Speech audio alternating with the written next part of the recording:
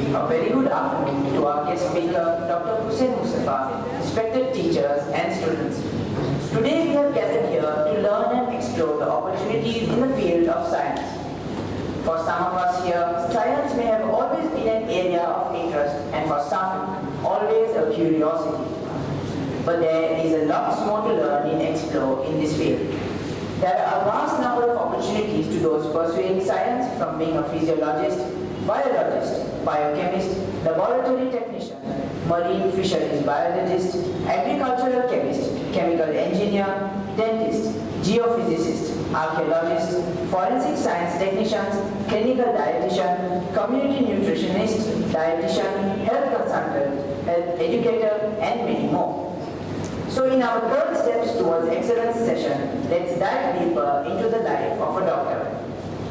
Burhani Serendib School has produced many professionals and shaped lives of individuals in varying careers spanning over many industries. The school has produced many role models for us who have achieved immense success in their respective careers. Through this project, our objective is to create a link of learning between past and present of Burhani Serendib School. Learning from the experience of our own industry professionals who could guide us to achieve greater heights. Hope all of us here take inspiration from this session. Burhani Serendib School is proud of its past pupils and their achievements in the spectrum of careers they have built after leaving these walls. Thank you, Dr. Hussain, for accepting our humble invitation and being with us here today. Our speaker for today's Steps Towards Excellence program is a past pupil of Burhani Serendib School who has successfully completed International Advanced Levels Examination in 2015, President of the Science Society, Sports House Captain, and produced the best O-level results for the year 2012 and 2013, and the Head Prefect for the year 2014-2015. A true all-rounder, as he continued to pursue higher education in Whitbits State Medical University in Belarus, where he successfully completed his studies as a doctor of medicine. Please join me in welcoming Dr. Hussain Mustafa to speak about his journey from being a student from amongst these walls to the world of medicine as a practicing doctor.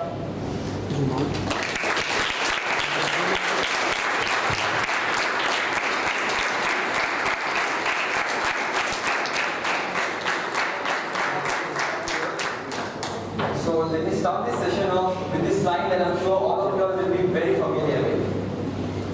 Lessons taught within these walls help us when we leave these halls. Now this line I have sung a countless number of times when I was just there, like you all. But it was only after I left school that I understood the true meaning and the depth behind this. A very good afternoon to the teachers of Burhani Serendib School and dear friends. My name is Hussain Mustafa, a graduate from Whitbits State Medical University, which is located in Belarus, somewhere close to Russia. So I firstly thank the organizers of this STEPS program for giving me this opportunity to speak to all of you and share what little I have learned throughout my journey. So every school gives the best foundation it can to its students. The walls of every school hold the pillars of knowledge, discipline, hard work, skill, and talent. But there is something that sets us apart, which gives us that extra elevation in life that we need, and that is the Nazarat Mubarak of Burhanuddin Mola and Mufaddal Mola. And it is this spiritual force that guides us towards what is right and what is best for us. So mark my words, if you put in the effort and do what is required out of you, you will see like every student of Burhani, you will ace your field. So let me just give you the highlight of my focal points of life. So as Mustafa very rightly said that I enrolled to school in the year 2000, completed my primary and secondary education in Burhani Serendib School, sat for my O-level examinations in the year 2013 and managed to bank the best results for that year.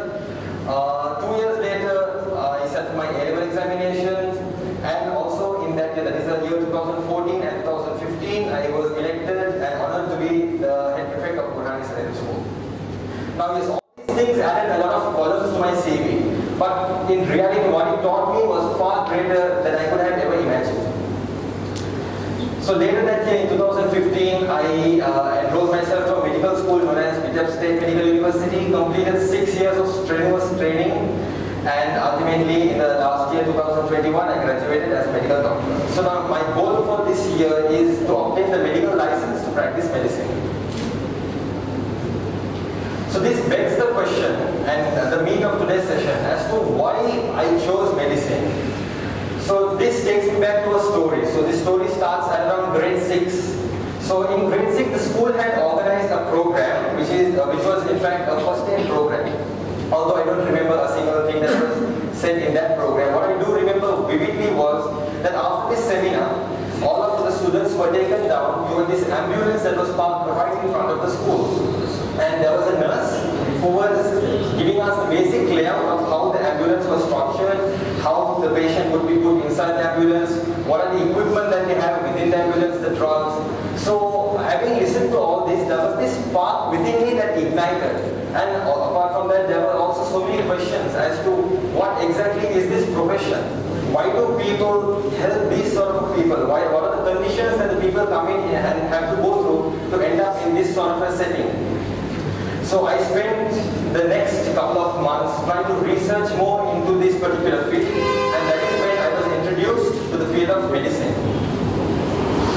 So after a couple of months of research, I understood two definite facts about being a doctor.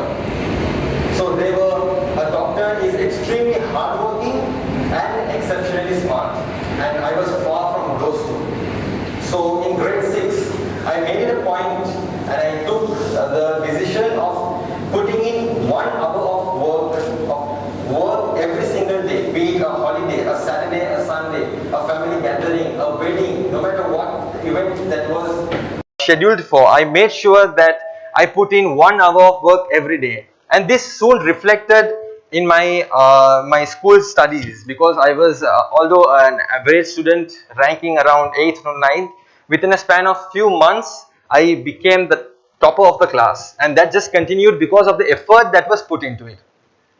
Very soon I realized that it is not just academics. There were other factors that made a good doctor, and that came through extracurricular activities. So again by the time I was in grade 8, I made it a point to look into the sort of extracurricular activities that were present and available to us in our school. So to start off, the ones that come to mind right now are a few Red Cross events that were organized. They were basically community service projects that were organized by the Red Cross. I made sure that I took part in every single one of them. Apart from that, I also became an active member of all the societies that were held in school. One of my personal favorite being the Science Society, which eventually led me into becoming the president of the Science Society in the year 2013.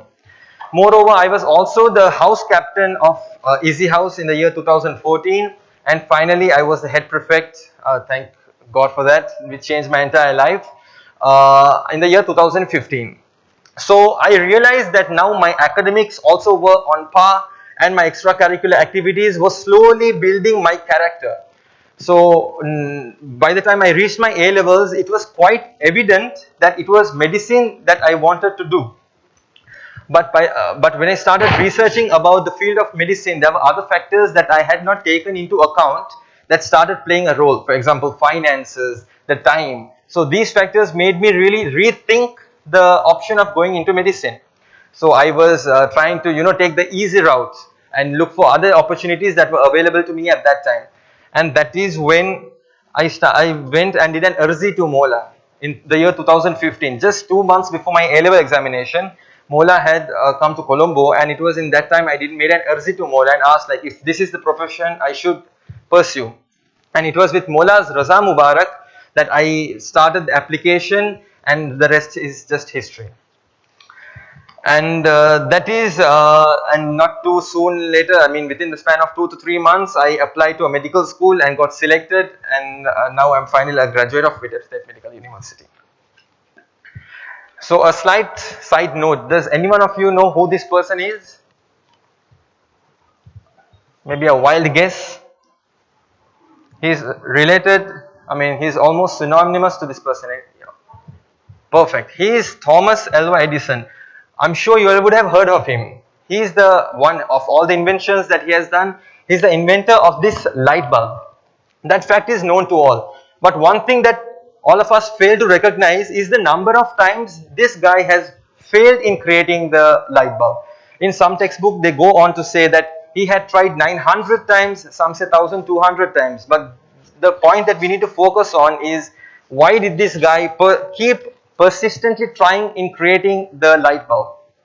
So it's a known fact that this person, Thomas Alva Edison, was afraid of darkness.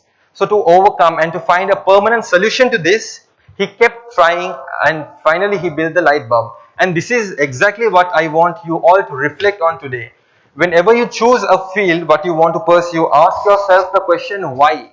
What is your urge? Like, why do you want to do this field? What is your urge? What is that strength that is pushing you towards your goal? See, our brains are like those servo mechanisms. Have you all seen those missiles in those movies where once it locks its target, it just keeps moving towards it? No matter what obstacles that they come in front, they just overcome it.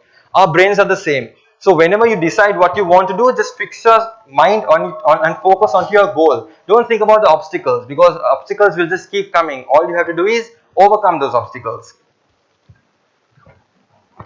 So having said that, as I mentioned before, there were a set of questions that I always used to ask myself before I chose the profession of medicine, and I would love to share these exact questions with all of you.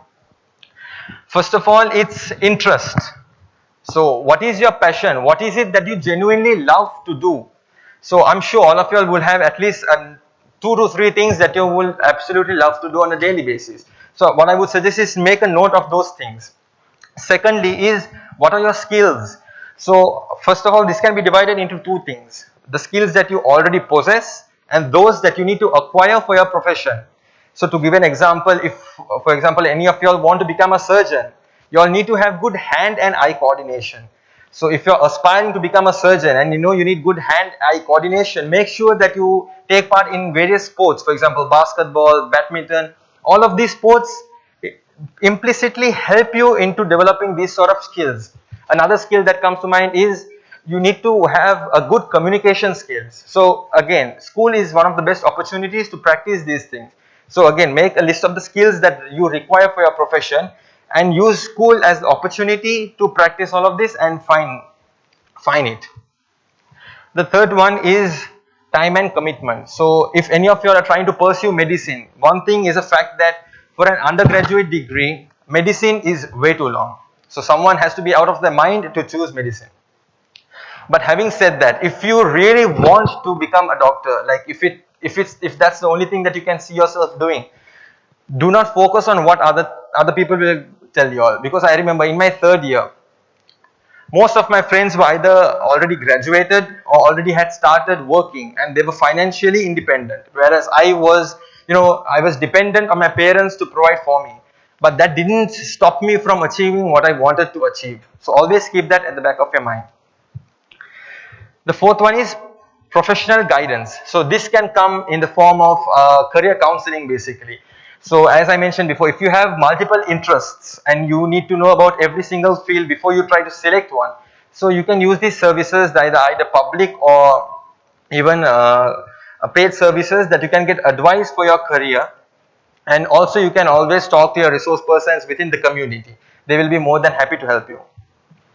The fifth factor that you need to consider is your academic performance. Now, in my personal opinion, I don't think that your grades define your intelligence. But what I mean by this academic performance is that you need to know what is the requirement of your university for you to have and enter the medical school. So most of the universities require for London A-levels is a minimum of 2 Bs and a C. So make sure that you get a good scores just so that you can enter it. After that, I'm sure you will be polished according to the university that you go to. Next is finance. Now, to be honest, finance is a topic that is way beyond the scope of this seminar, and I'm not going to delve much into it, but that is also a big factor that one needs to keep an eye on. Then you have his values. To be in the field of medicine, one thing I feel that has to be a common value is that you need to value helping someone else without any personal benefit. So if you feel the same, then obviously medicine is something that you should consider. And last but never the least is Raza Mubarak of Aka Mola. again, in my opinion, if you don't have this, all of the points mentioned above are just futile.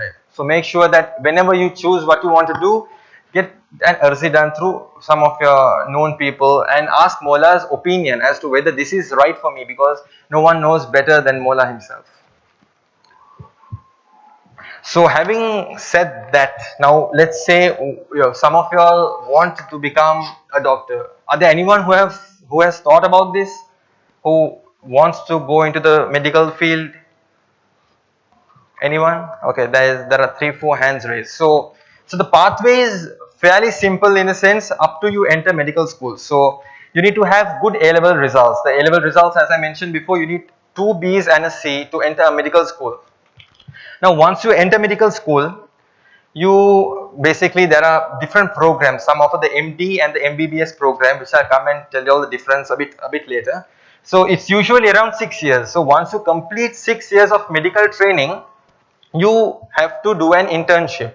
An internship is where you will rotate within all the specialities. For example, you will have 2 to 3 weeks in the cardiology unit, 2 to 3 weeks in the respiratory unit, 2 to 3 weeks in the nephrology unit. So you will be exposed to all the specialities within medicine. And once you find what you are passionate about, you can choose what you want to specialize in. So that is the main aim of an internship. And once you, so you can do this internship either in the country of your birth, that is Sri Lanka, or the country where you graduated from. That is totally up to you and your future plans. So this is a doctor's life cycle. So people often think that, okay, once you graduate medical school, that is the end of study. But that is where studying now actually begins. So once you finish your internship, there is this post-intern period of 2 years. Again, it's the same concept as that of an internship, where you will be rotating amongst multiple specialities and being exposed to those specialities. So many people ask me, like, once I graduated, like, are you a consultant? Can you start prescribing medicine? So the simple answer to that question is no. Becoming a consultant is around 10 to 12 years after graduation. So first what you need to do is you need to finish your internship, which is lasting for 1 year. Once you finish your internship, you basically enter something known as a residency program. That is the post-intern training, which lasts for 1 to 2 years, depending on how fast you feel comfortable to enter the specialty of your choice. And finally, when you decide, okay, I want to become a cardiologist, that is when you enter this period of registrar. So this registrar period lasts for around 5 years, where you are only focusing on becoming a cardiologist, or for example an orthopedic surgeon, whatever it is. And one thing that I want to also mention is there are 3 streams through which one person can become a consultant. The first one you would have heard of is a GP, a general practitioner. So to become a general practitioner, you need 3 years of training. Whereas to become a medical specialist or a surgical specialist, you need at least 8 to 10 years of training, which is all paid, so no worries. Okay. Now I wanted to also brief you all on like a few factors, not all the factors, that I considered before I entered medical school. So always, whenever you're choosing a medical school, find out if the school is a state university or a private university. Now the main reason behind this is, I'm sure all of you all know, once you go to a government hospital, there are so many patients. You have to stand in queues, you'll have to wait months before your turn comes. And when you're learning, this is the best thing that can happen to you, because how good of a doctor you become is directly proportional to the number of patients that you see, and nothing better than going and learning through a government or a government university which is affiliated with government hospitals. So always keep that in your mind. Secondly is something known as the MD and the MBBS program. Anyone knows the difference between the two? Anyone who was interested in medicine, what is MD, what is MBBS? So basically MBBS is usually practiced in the Asian continents, whereas the MD is recognized in the Europe and the West. But something apart from that is that MD is a much more extensive program compared to the MBBS program. That is the reason where in China, India, you will have MBBS lasting for 4.5 years to 5 years, whereas an MD program is 6 years. The one difference that comes to my mind is For example, if a person is, if you were studying an MBBS degree, and the question is, what is the treatment of something known as appendicitis, that is inflammation of the appendix? The answer would be appendicectomy, where you remove the appendix. But if you were given the same question in an MD program Viva, your answer would be much more. You will have to explain what is the type of surgery you are doing, how you perform the surgery, and what are the indications for that surgery. So it's much more in depth compared to that of an MBBS program. Then you need to understand the general clinical setting. What I mean by this is, look into the, for example, if you are going to Vitebsk, what I did was I was researching the number of hospitals that were associated with this university. Since it was state university, it had a hospital specifically for the eye, like the National Eye Hospital of Sri Lanka. It had a hospital specifically for tuberculosis. It had a hospital specifically for infectious diseases. So you can understand the number of patients that are coming in through these hospitals, and the amount of training that you get is like on point. So make sure that you have an idea of how the hospitals are set up and the number of beds. Then also you need to ask, are the qualifications of lecturers and doctors. This is extremely important because sometimes the lecturers, although they are teaching in the reputed universities, they don't have the qualifications, or they do not interact with other parts of the world. So the knowledge that you get is very confined to that particular place. So always make sure that you have a rough understanding of the qualification of these lecturers. And finally, always talk to friends who have been there, friends, brothers that have been to this university, past graduates. They will be able to give you more insight onto the university's lifestyle, which is, in my opinion, is extremely important. So now, having said all that, I want to tell you how school helped me into becoming the person that I am today. Because school has played a pivotal role in my life. So, if I have enough time, I could briefly go on to each point. But I would want to say that the importance of school is usually underrated, because it's the first institution that we became a part of by choice, or rather by the choice of our parents. And this happens at such a tender age that it really shapes the person that we become. Okay, the value of the school gets instilled in us, and the culture becomes part of who we are. So always, one thing that I always try to say, if you want to become a medical doctor, one thing that you should have at the top of your list is discipline. What I mean by discipline is doing some things that you don't like to do. That is when you know that, okay, you have a strong mind and you are disciplined to do it. As I mentioned before, when I decided that I wanted to build a career in medicine, I put in 1 hour of studies every day, regardless of a family function, a family wedding, regardless of everything. I made sure that 1 hour was specifically dedicated for education. Another one is communication skills, and I cannot emphasize enough how much importance this has. Because in usual medical schools, the last exam, that is the final MBBS or the MD exam, you are graded on 3 criteria. The first criteria is known as interpersonal skills, and that is how you communicate with a patient. If you fail that, you have failed all 3 sections. So, and school has taught me how to be empathetic, how to sympathize with a person, how to read non-verbal communication. So whenever you are given the opportunity to learn some of these skills, make sure you grab those opportunities. The third one is desire to learn and the desire to teach. So I'm sure all of us have a desire to learn, but we should always also have the desire to teach, because only when you teach will you realize the drawbacks of how well you know the subject. Fourth is confidence. So taking part in multiple schooling projects, it built confidence within me, so that to be honest, I was an introvert early on. Only towards the late, I would call myself a late bloomer, because of the opportunities that were given to me through school, and this made me an introvert, and from an introvert to an extrovert. The problem solving skills. So always you will notice that the teacher in the class will always ask you to ask questions. They will give you simple tasks and ask you to solve these particular things. So these are slowly and steadily helping you to build the problem solving and the critical thinking point of critical thinking. And finally, character development. Character development is, as I mentioned, through extracurricular activities where you take part in various projects, expose yourself to multiple fields. So what I want to say is anyone can be a doctor, an engineer, or anything that they desire to be. But what sets us apart in the profession that we choose is that we choose it to do according to our Mola's Khushi.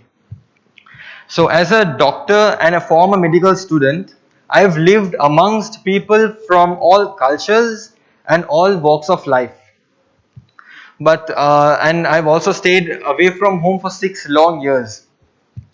Apart from that, I've rarely been able to come and visit home for important mikats, for example, something as important as Ashara Mubaraka. But having said that, I never missed a single Waz Mubarak. I've never missed prayers because these things were not just instilled through us through family, but we practice these things day in and day out from our school.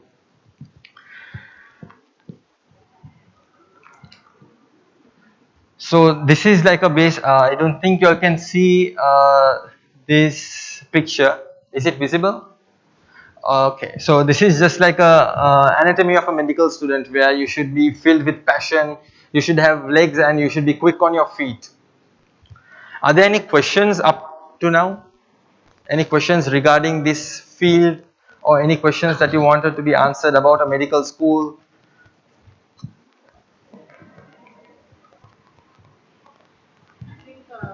One question you can answer that Yes.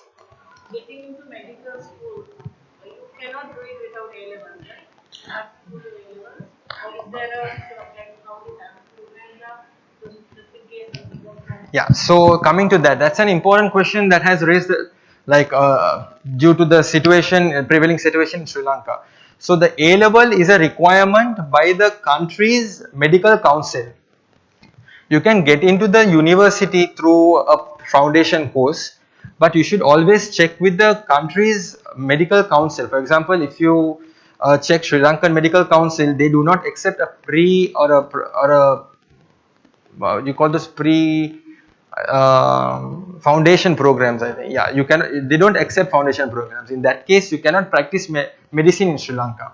But I know some very in the West, the UK doesn't have any of those sort of requirements. Therefore, with a foundation program, if you wanted to practice in the UK, then yeah, you are most welcome.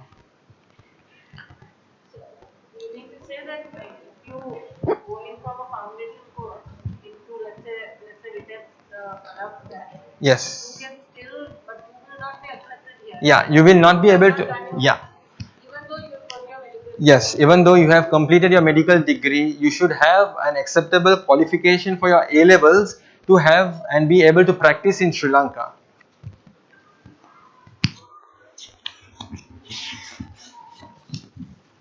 So, I'll just repeat the question for the benefit of those who are watching us on YouTube. My question was whether A levels are a requirement to get into medical school. So, and I think that was answered that the country's council will Yeah, decide so the that. country's medical council is what you have to check this with.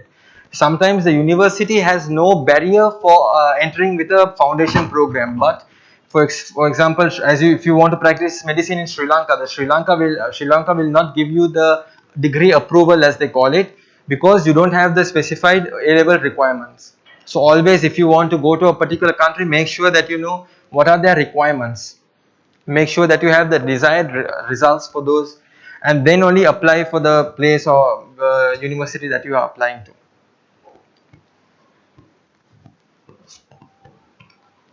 Any other questions that are partly related to the science field? Yes, please.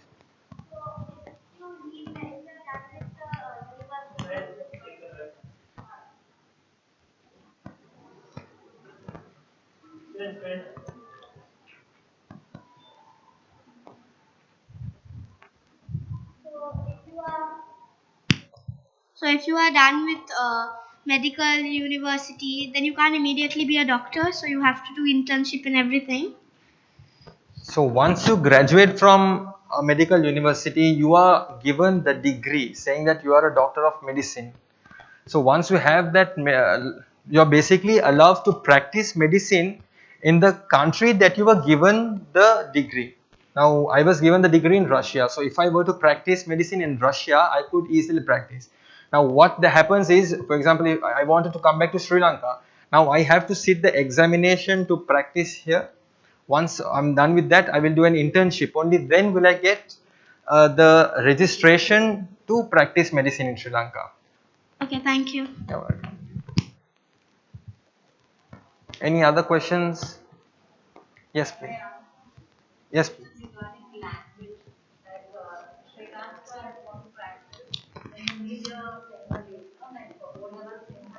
Yeah.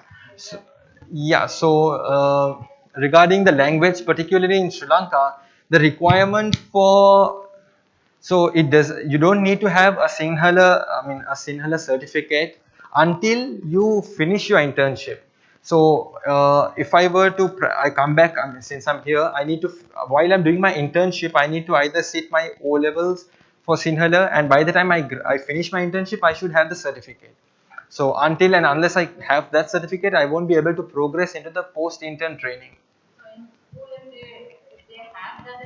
Of course, that is one of the main things. Like, yes, definitely.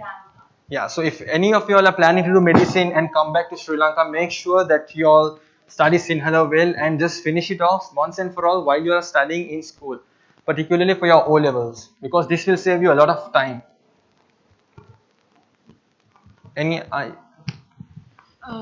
What if you don't actually attend a medical school, but you somehow pass the final exams? Would you still be able to get a degree? Sorry?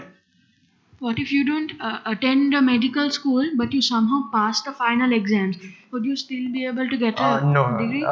Unfortunately, no. This is like living in 2055. The answer to that is no, because the medical councils of every country requires you to have a certain amount of clinical hours. So you need to spend that amount of time in the hospitals, and only after it is certified by that hospital are you eligible to sit for those exams. So without unless you don't, if you don't have those seals, there is nothing that you can do in your final exams, even if you pass it with flying color.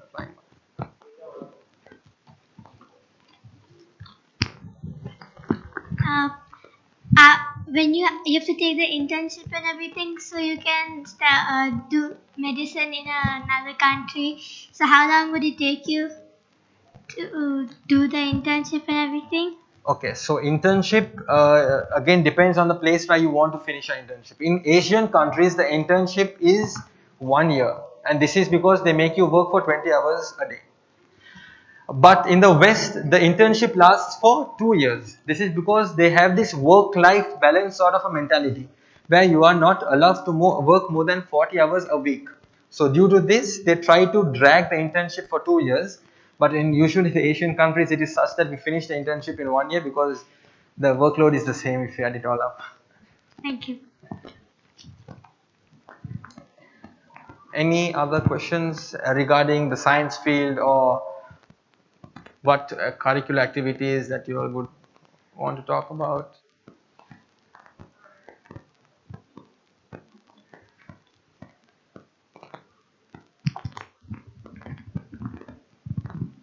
To get into medicine, is it a requirement? Not a requirement maybe, but would it be beneficial? Definitely beneficial maybe, but is it, what in your opinion, how important is it to be doing biophysics and chemistry for A levels?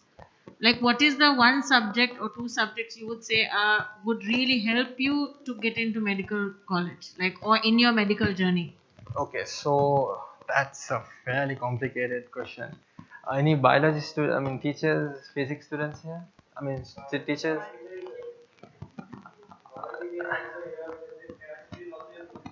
How about we skip this question?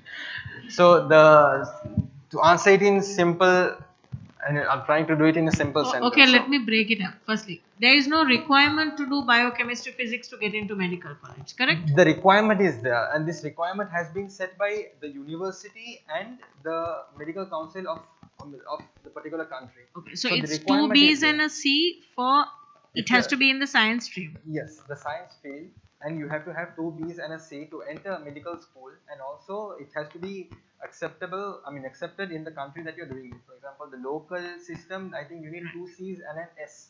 It's only for the London A levels that you need 2 Cs and a B. Okay. But did it help me? Not so. Okay. Yeah, because the biology that we study in school is very much different to that what we study in for the first few years of medicine. So it's like everything related to the human system. So although I know that the local system is such that they teach you a lot of human biology and human anatomy, if I'm not mistaken.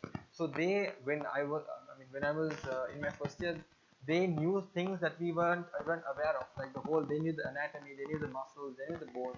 So it was like we were starting from scratch. So the advantage that the local students had was that the first semester they just breezed through it, whereas we were putting in the effort and active effort to make sure that we are also on par with them. But after that, it's based on how well and how hard you work. Always discipline is number one. When you are choosing a field such as medicine, make sure that, because it's a lot of investment of time, a lot of investment of its money. So make sure that you are always putting in the effort to get the desired sort of scores that you need in order to pass and become a good medical doctor, of course.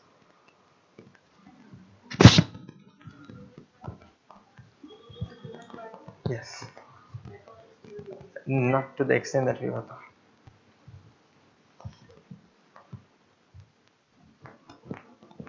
Any other questions?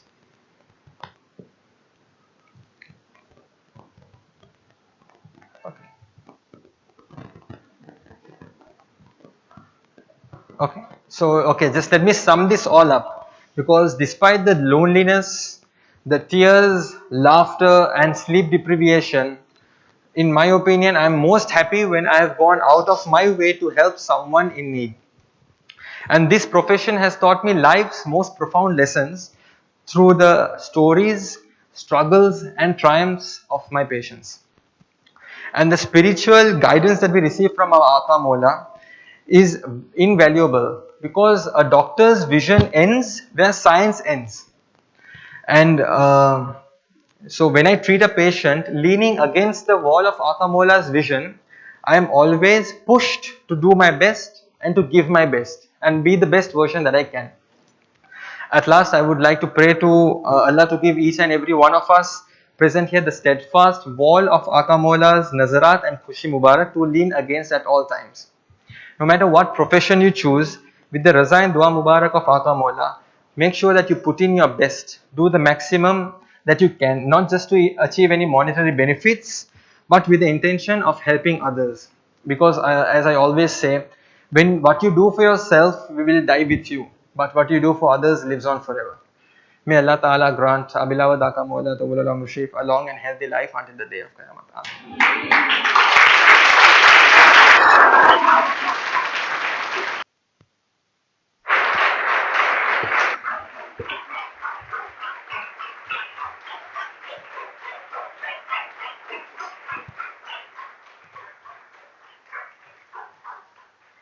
Thank you, Dr. Hussain. This talk has indeed increased our knowledge and inspired us. Now, I would like to call upon Principal Sir to hand over a token of appreciation to Dr. Hussain.